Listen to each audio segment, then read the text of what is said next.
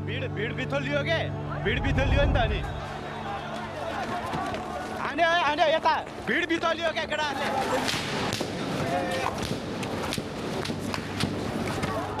सक्यो मान्छे त बच्चा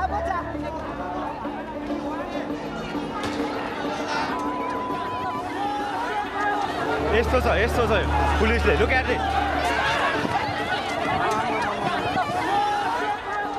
यतिसम्मको लापरवाही गर्नुहुन्छ त है सरकारले Nepal, September 8, 2025.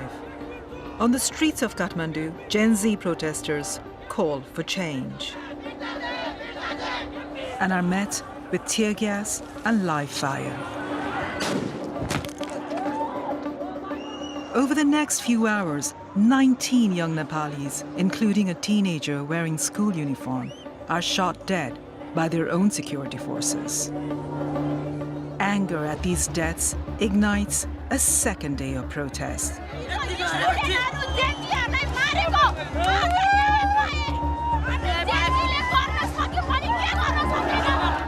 And this time, it cannot be contained.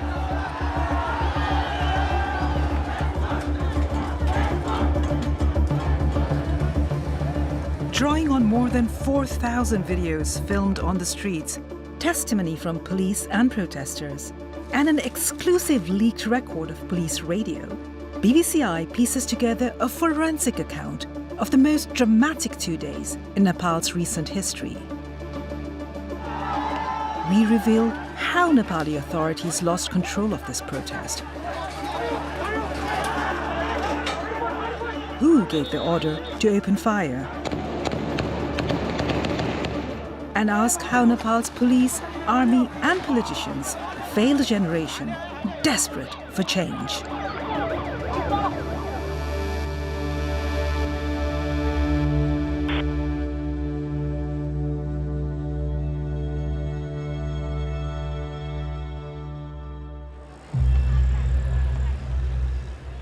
Behind those 48 hours of rage and bloodshed lay years of quiet frustration. Nepal abolished its monarchy in 2008 after a decade-long civil war. In 2015, a new constitution promised a fresh start. But 10 years on, that promise has not yet been realized. Around 1 in 5 young Nepalis are unemployed. For millions, migration is the only option. The country remains mired in debt and economic dependence. On the face of things, government shifts between the 3 main political parties. But for many young Nepalis, the same group of elderly politicians cling to power year after year. 26-year-old Rakshaban is one of the many Gen Z students who feel democracy has fallen short. Nepali जनताको बलिदान, उनीहरूको सङ्घर्षको उपलब्धि र भविष्य आज एउटा व्यक्तिको अहंकार र कुशासनको बन्धनमा छ।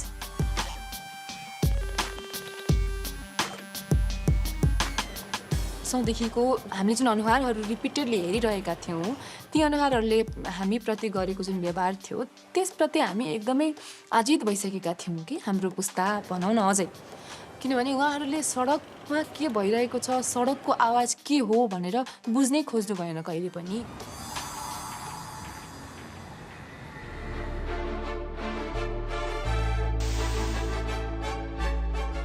नेपो बेबीवाला जुन ट्रेन्ड चलिरहेको थियो संसारभरि नै, त्यो नेपाल पनि आयो।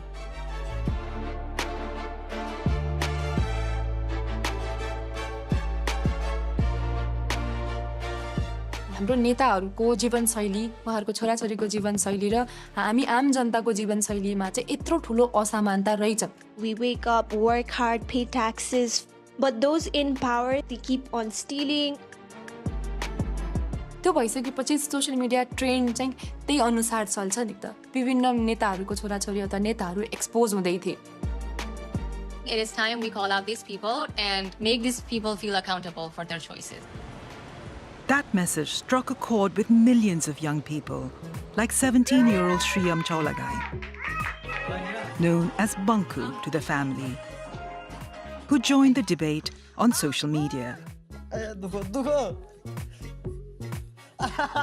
He often took his parents, Ganesh Chaulagai and Ganga Karki, by surprise. म यसो कुरा घरमा गर्थेँ नि आज यस्तो भयो उस्तो भयो के बाबा कुरा गर्नुहुन्छ यस्तो कुराहरू हैन यस्तो कुरो नगर्नु यिनीहरू सबै फडा हुन् फडा खाइसके देश सकिसक्यो भन्ने खालको कुरो चाहिँ गर्थे उसले हरेक न्युज हेर्दो रहेछ क्या उसले त्यो कुरो मलाई थाहा थिएन म भन्दा धेरै अपडेट हुँदो रहेछ न्युज हेर्न On the 4th of September, alarmed by the scale of dissent voiced online, the government took a drastic decision. Now, news from Nepal, the country has cracked down on a number of social media platforms, including Facebook, YouTube, Instagram, X, LinkedIn. Last night, poof, the platform, it's all gone. Online, this conversation was blazing. We have so many problems in Nepal, but they think, yeah, let's ban social media. Yeah, that's going to fix the country. Yeah, why are these idiots running the country? Doesn't that seem like a coincidence? It feels kind of shady. Like the platform that people used to criticize the rich, spoiled kids just got banned right when it was starting to trend. But in the halls of power, Nepal's political establishment was in a state of denial. जनताको समर्थन हामीबाट अलग भएको हो सही निस्क्यो कि हामी जनताका बीचमा आशाका केन्द्र Even as the speeches went on, the ground was shifting. Despite the government ban, Gen Z found other platforms like Discord and TikTok to share hashtags and memes, channeling their anger over corruption and poor governance. Sri Lanka did it, Indonesia did it. Of course, we are Nepali, we are Gorkhalis, we also can do it, guys. Let's raise our voice together. Within days, plans for a nationwide protest were circulating.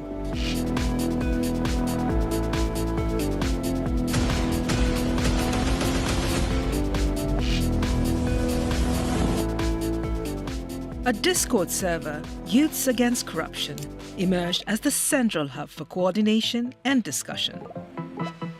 Organizers agree on a meeting point, 9 a.m., Maitigar Mandala in central Kathmandu.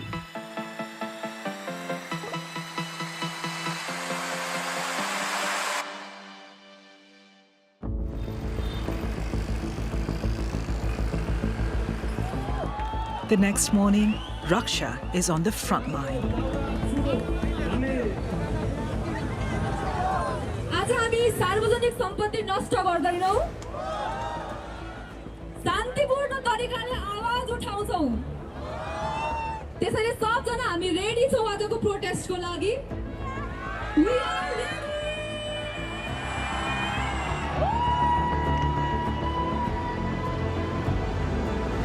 At around 10:30, the crowd moves forward along Madan Bhandari Road. Government intelligence had predicted 3,000 protesters, but tens of thousands turn out.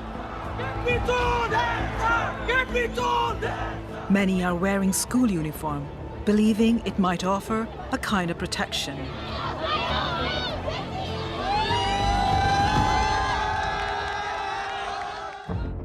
The protesters are heading for Nepal's parliament. But before they get there, they hit a barricade. Some 200 police are now face to face with thousands of protesters. And the mood starts to turn.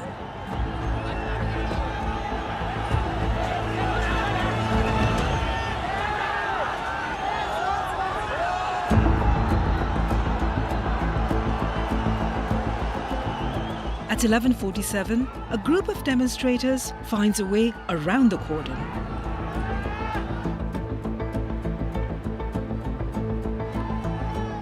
The police, taken by surprise, abandon the barricade.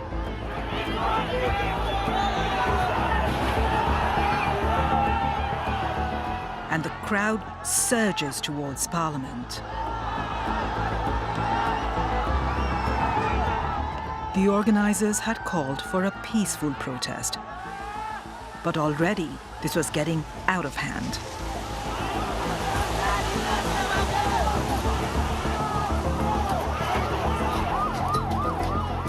The tragedy that followed was captured in more than 4,000 videos and pictures taken by journalists, bystanders, and protesters. We spent months collecting and analyzing this evidence, as well as sourcing exclusive accounts from police. We can now bring you the most detailed account yet of exactly what happened on September 8th at the gates of Nepal's parliament.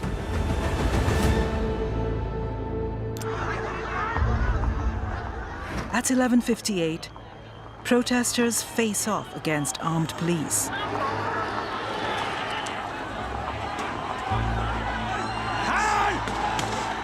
Most of the crowd is peaceful, but at the front line, tensions spill into violence.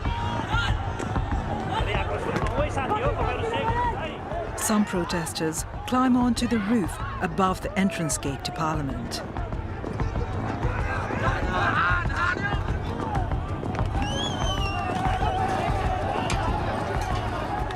At 12:15, one group breaches the wall.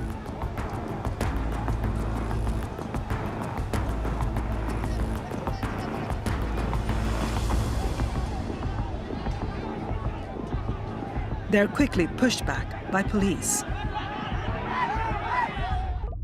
On Discord, some protesters start to worry.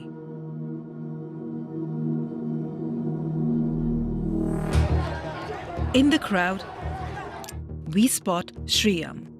He is here against his mother's wishes. जान्छु भनेर अघिल्लै दिन उले भनेको थियो भन्न चाहिँ नभनेको होइन किन जानु पर्यो यस्तोमा के हुन्छ पर्दैन जान भनेर भने अनि अब हामी जेन्जी केटाकेटीको ड्रेसमा जान्छौँ हामी माइनरलाई कसैले हात पनि लाउँदैन. He's holding a banner that reads, "Youths Against Corruption." But not everyone is as peaceful.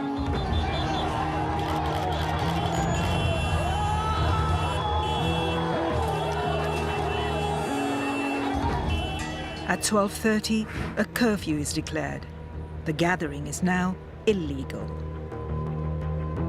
Word spreads from phone to phone.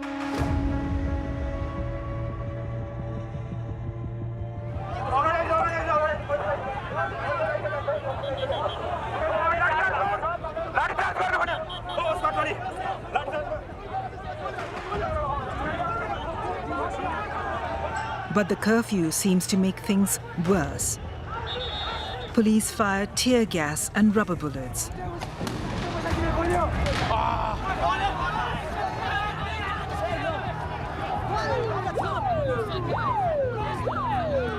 But their response is chaotic.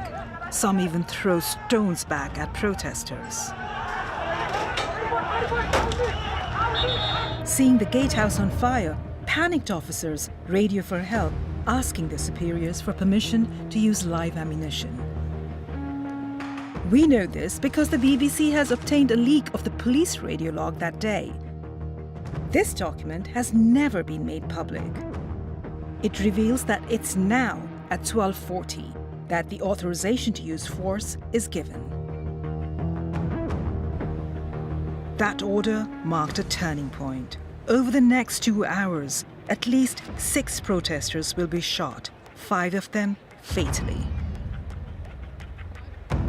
We're going to slow down here and show you the details of those shootings. The first takes place at the corner of the parliamentary complex. The victim is 34-year-old Binod Maharjan. We found no video of the shooting, but at 1:15, we see Binod carried away with a critical injury to the head. He dies later at hospital. On Discord, news of live fire spreads quickly.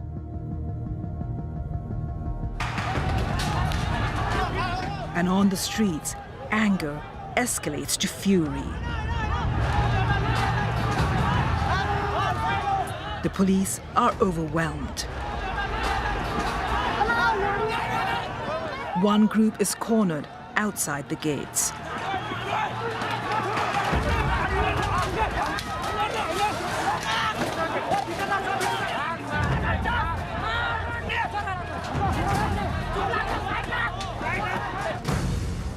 At 1:42, our police timeline records the panic among officers. Police bleeding profusely and about to be killed. Shooting at main gate may be necessary.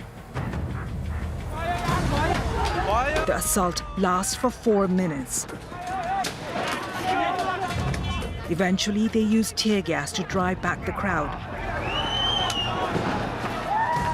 and retreat into the grounds of Parliament. Guys लोग परिवर्तनको लागि यतिको क्रान्ति खोजेको थियो सायद देशले गोली बर्सात भइरहेको छ थाहा छैन कतिजनाको मृत्यु भइसक्यो कतिजनालाई घाइते भएका छन् हैन एक पछिबाट हेर्ने हो भनेदेखि चाहिँ पुलिसहरुलाई पनि बिचरा माया लाग्यो. The next order to come through police radio is unambiguous. Open fire to establish safety. Regain control of situation. The next person to be shot is 27-year-old Kamal Ghimire. At 1:48, we find him on the opposite side of the avenue.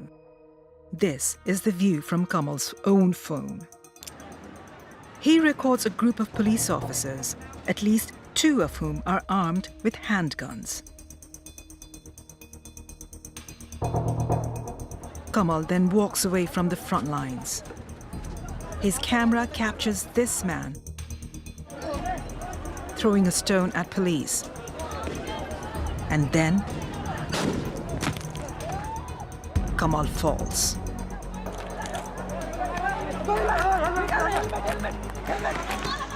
We have found another view of this incident. Here is Kamal, the man throwing the stone, and the moment Kamal is shot. His medical report states that the bullet entered beneath his left arm and exited through his back. We do not know the precise trajectory, but we can see the general direction from which this bullet was fired. And it points toward the same group of police Kamal Ghimire had filmed just moments before. The bullet missed Kamal's spine by millimeters. He survived. At almost the same moment, 200 meters to the west, another young man is shot. This is 22-year-old Rashik Khatiola earlier in the day. His t-shirt says, "We want leaders, not looters." We do not know exactly when Rashik is shot or from where, but at 1:53, a protester's phone captured these images of Rashik being carried away with a bullet wound to his chest. He died of this injury. He was 22. By this time, accounts on Discord are urging demonstrators to leave. But 24-year-old Sulav Rajshrestha stays at the Parliament gates. He's carrying a sign that says, "No more corruption."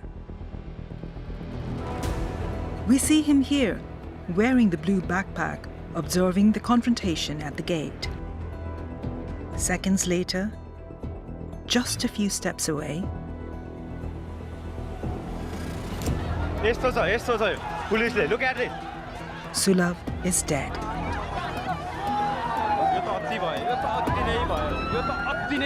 Realizing that he could not be saved, protesters carry Sulav to the gates. They lay his body on the road, directly in front of police,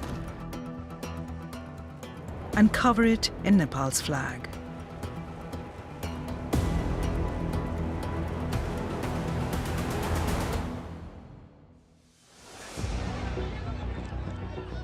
Among those who witnessed the shooting was 17-year-old Shriyam Chaulagai, the boy in school uniform. Minutes later, closer to the junction, we catch Sriam again. Ahead of him, a group of protesters is pelting the police with stones.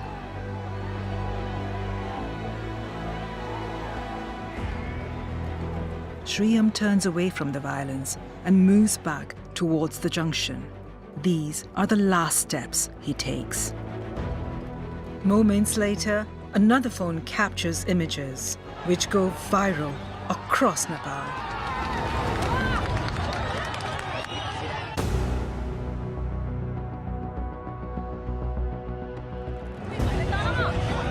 Bleeding heavily from a gunshot wound to the back of the head, Sriam is carried across the road.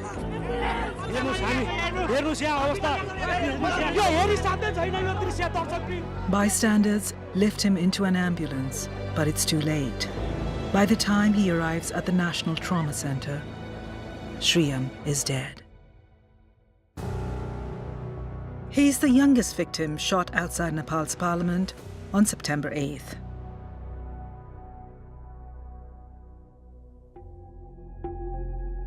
Nepal's Gen Z protesters have always maintained that Binod, Rashik and Sriam were killed by police, but none of those shootings was captured on camera.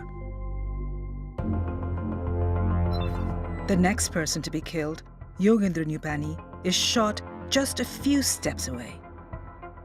And this time, we have the clearest evidence yet that, as Yogendra fell, shots were being fired from inside the grounds of Parliament. Just 90 seconds before this shooting, vlogger Nishad Dahal turned his camera towards the grounds of Parliament. Pay attention to this group of police officers. At exactly 2:21, they move towards the wall, separating Parliament from the street.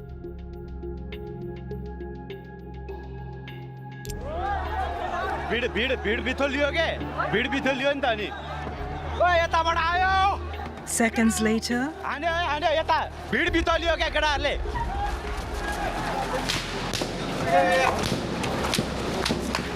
we hear 7 gunshots and see Yogendra bleeding to death on the ground. This camera angle does not reveal who shot him. But we found another clip of the same moment, filmed from a few steps further along the pavement. At first glance, there is no more evidence here.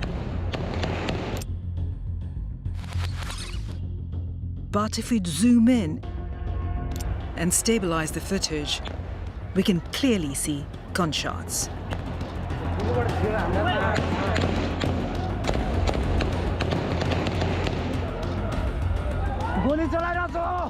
15 seconds later, a third camera captures what appears to be the same group of officers moving towards the corner of the grounds.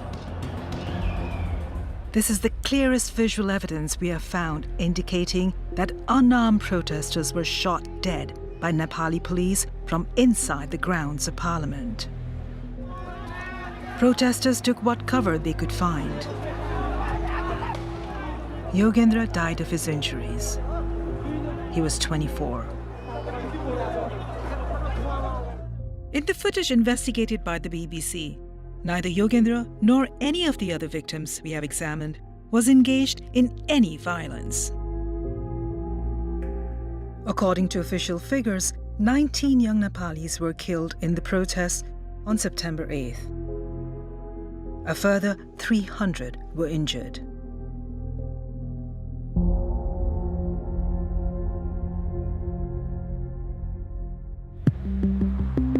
So how did the police come to fire on their own citizens? According to our police sources and the leaked transcript, the order came through police radio from call sign Kilo 1. हाम्रो केही साथीहरू गम्भीर रूपमा घाइते भए हामी मध्ये एकजनाले उद्धारको लागि भन्यो किलो 1 बाट गोली चलाउने आदेश आयो Kilo 1 was Bishwa Adhikari. the officer in charge of Nepal police operations in Kathmandu that day. But Kilo 1 was not at the top of the chain of command. The police log reveals the first order to use force came from a more senior officer using the call sign Peter 1. Curfew already in place. No further need to obtain permission. Deploy necessary force. Peter 1 was Chandrakubir Khapung, Nepal's most senior officer, the Inspector General of Police. He has denied responsibility. Nepal police told us the decision to use force came from a committee made up of Nepal's main security forces. They said IGP Khapung did not issue the order to use force ahead of the committee's decision to do so. Other police officers have admitted to failures in intelligence, training, and direction.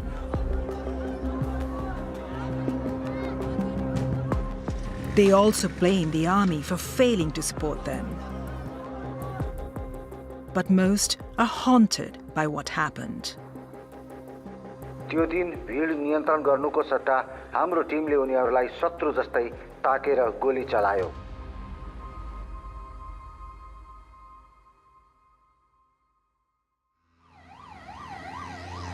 Later that day, Sriamstad got a call no parent wants to get. ल त्यसो त बङ्कुलाई ट्रमामा ल्याएको रहेछ, ट्रमामा आउनु पर्यो तपाईँ भन्नु. एक ठाउँमा अलिकति भिडभाड थियो के, गेटदेखि अलिकति ओरा. के को भिडभाड रहेछ भने यसो उठेर हेरेको त नेम लिस्ट टाँसेको रहेछ. एक नम्बरमा श्रेम चौलागाई भनेर.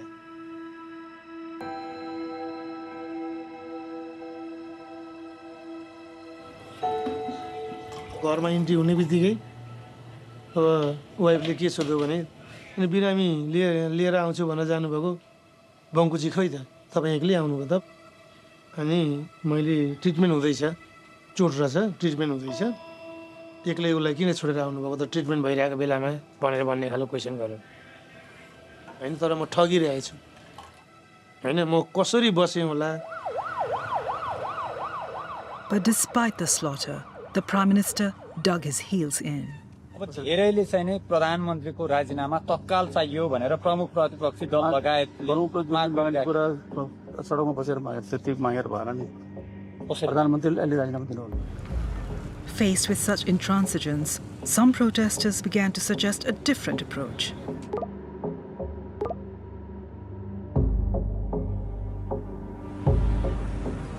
त्यो रात चाहिँ कहिले बिहान होला र कहिले फेरि यो सरकार विरुद्ध यसले उचालेको कदम विरुद्ध फेरि सडकमा जान पाइएला भन्ने बिहानको प्रतीक्षामा थिएँ म.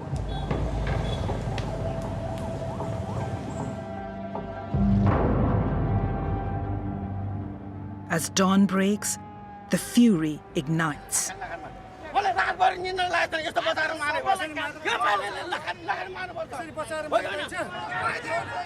At first, Nepal's authorities had a plan. Regular police units would contain the crowds, backed by the armed police force, with the army held in reserve. Security forces are deployed in and around the parliamentary complex. By 8:30 a.m., a curfew is imposed.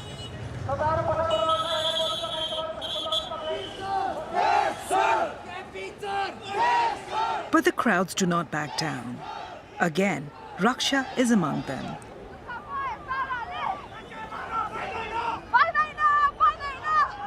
This is the view from her phone as protesters move towards Parliament.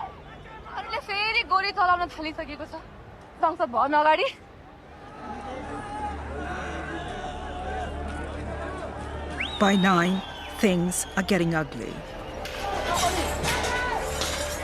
Crowds morph into mobs.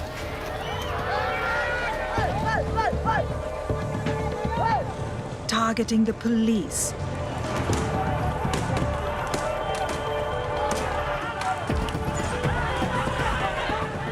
The homes of political leaders. Government buildings.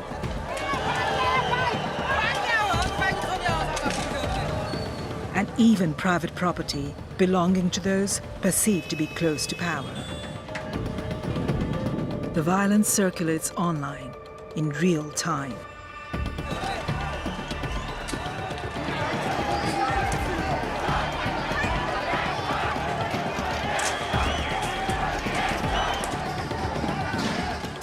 The police are outmanned and overstretched. Officers say the support promised by the armed police force and the Nepal army never arrived. At around 1, the police appear to give up the attempt to control the mob.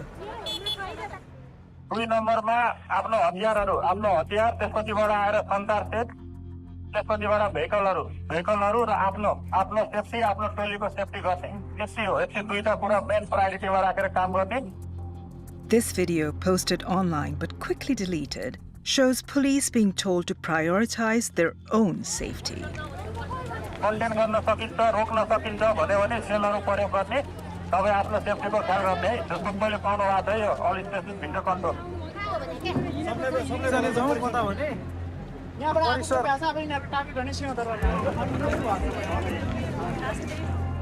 With the police in retreat, chaos reigns.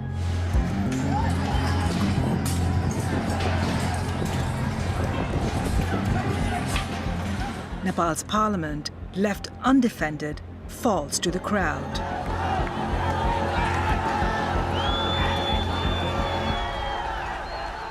By 2, it's under their control.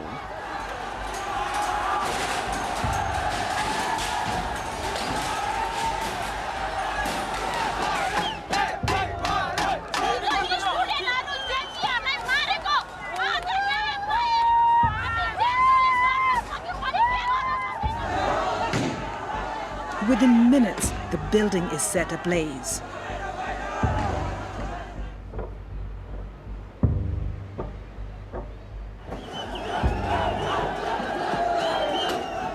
Crowds breach the Supreme Court and Singhdarbar, the historic compound housing most government ministries.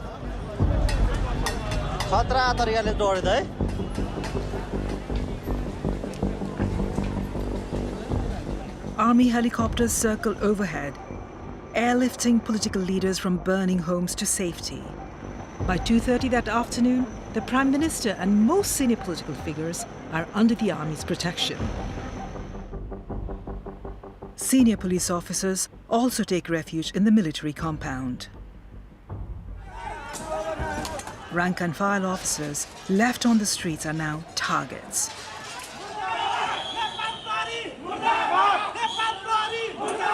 Some are stripped of their uniforms and publicly humiliated.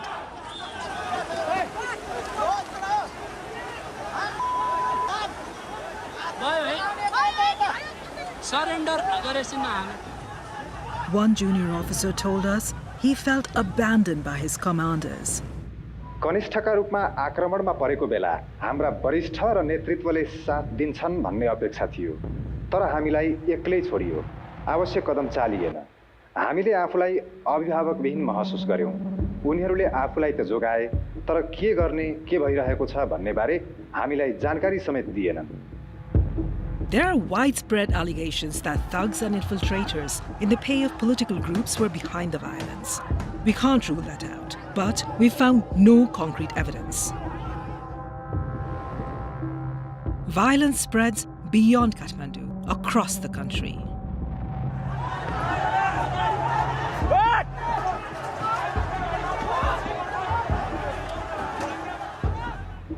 Finally, in the early afternoon, Prime Minister Oli resigns. एक हिसाबले लाग्यो कि हामीले देश अब हाम्रो भयो हैन, हामीले यस्तो अहंकारी, यस्तो सरकारलाई घुँडा टेकायौं भन्ने खुसी पनि थियो त्यो बेलामा र एक प्रकारको हामी वेदनामा पनि थियौं। हामीले आर्मीलाई रिक्वेस्ट गर्यौं, प्लिज है अब यस्तो तपाईहरुले रोकिदिनुस्, तपाईले कन्ट्रोल गरिदिनुस् भन्ने खालको, यो पीस मेन्टेन गरिदिनुस् भन्ने खालको आग्रह गर्यौं।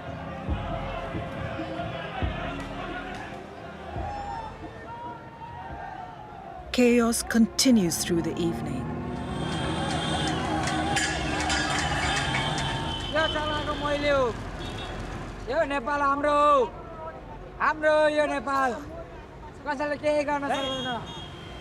By nightfall, Hundreds of buildings are burning. Banks and armories looted. More than 13,000 prisoners are broken free. 3 police officers killed, and at least 50 more Nepalis are dead. At 9, the army finally steps in. Yes विषम परिस्थितिबाट राष्ट्रलाई शान्तिपूर्ण तवरले निकास दिनको लागि आन्दोलनरत समूहलाई आन्दोलनका कार्यक्रमहरू स्थगन गरी आदरणीय आमाबाबा दाजुभाइ तथा दिदीबहिनीहरू 10 बजेदेखि कडा खालको कर्फ्यू लाग्ने हुँदा सबैजना आफ्नो घरतर्फ सुरक्षित साथ प्रस्थान गर्नुहुन. The army's intervention brought an end to 2 days of chaos and bloodshed. But many Nepalis felt they'd left it too late. Nepali सेनासँग प्रशस्त सैनिक थिए. सर्वसाधारणमाथि गोली चलाउनु पर्ने आवश्यकता थिएन. मुख्य सडकहरूमा 100 देखि 150 सैनिक तैनात गरे मात्र पनि पुग्थ्यो. यसरी ठूलो राष्ट्रिय क्षति टार्न सके. तर प्रहरी सबैभन्दा बढी मार सहेर बसेपछि मात्रै उनीहरू श्रेय लिन आएका जस्तो महसुस हुन्छ.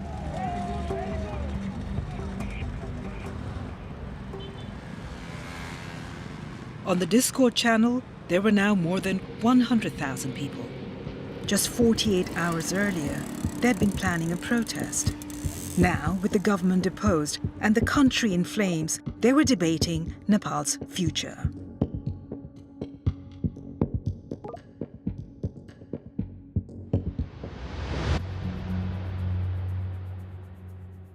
Sushila Karki, a former Supreme Court Chief Justice, was sworn in after protesters forced her predecessor from office. The peace imposed by the army held. On September 12, Nepal got its new Prime Minister, the first woman to run the country. Her task, overseeing fresh elections and an inquiry still ongoing into the events of September 8th and 9th. At the heart of that inquiry is a simple question. Who was responsible for the killings that set the country alight? Already, key people in the chain of command are blaming each other. Our sources say the authorization to use force came from Nepal's top police officer, Chandrakuber Kapu, call sign Peter One. The police in turn say the decision came from the District Security Committee, headed by Chief District Officer Chabilal Rizal. Rizal has denied responsibility. So has the then Home Affairs Minister Ramesh Lekhak. Even the former Prime Minister, KP Oli, refuses to admit any fault. अनि जिम्मेवार हुनुपर्छ भने कुन देशमा जिम्मेवार को होस् रङ्गभेदका कारणले घाँटी थिचिएर मर्दा राष्ट्रपति जिम्मेवार हुन्छ कि While police and politicians pass the buck, the families of those killed are mourning their loved ones.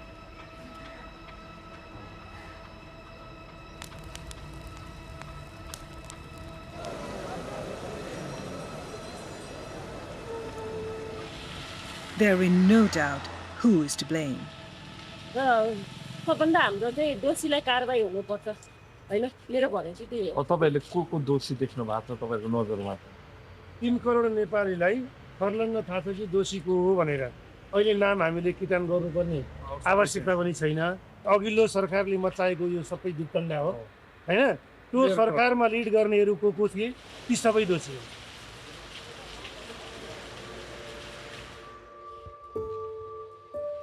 हाम्रो सपना सबै चकनाचुरै भयो उनीहरूको लागि त एउटा विद्यार्थी गयो हाम्रो लागि त एउटा संसारै गयो भित्री मलाई रुनै आउँदैन क्या मलाई गफ गरिराख्न मन लाग्छ क्या यही छ भन्छु अनि म उसँग गफ गरिराख्छु कतिखेर आउँछ छिटो आइज मेरो मनमा त्यही मात्रै घुमिरहेको छ स्कुलको ड्रेसमा मात्रै झझल्को आउँछ ब्याग बोकेर आइपुग्छ भनेर मैले त छैन भनेर मैले एक्सेप्ट पनि गरेको छु अस्ति एक दिन सपना देखेको थिएँ भगवान्सँग 2 हात थापेर मागेको थिएँ यसरी आइज न भन्दै यसो गर्दै मागेको थिएँ त्यसरी आएको त हुन्थ्यो